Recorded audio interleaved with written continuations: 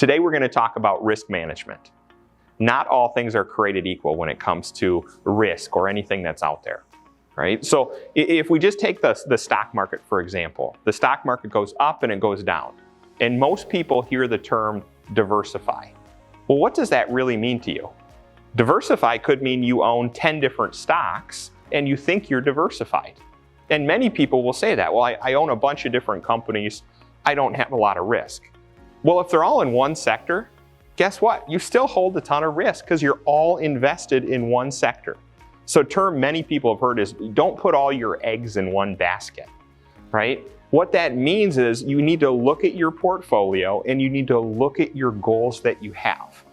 You know, whether risk management means that you're really good in the real estate side and you hold real estate, you also don't want to have all your money in real estate. You want to be able to pull income over here, right? So there's a term called non-correlated assets, which means if something goes up, it doesn't mean that another sector is going to go up or down. They have no bearing on each other.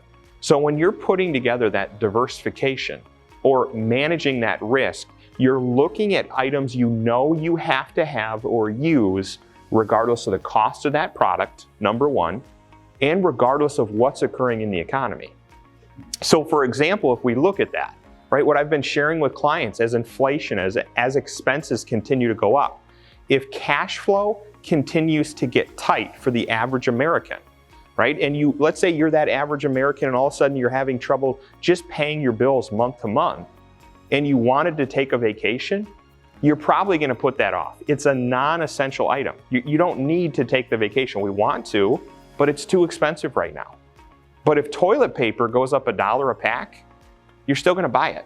That's an essential item, right? So those are the types of things that we can help mitigate that risk and ultimately position you where you don't have to go through that wild storm.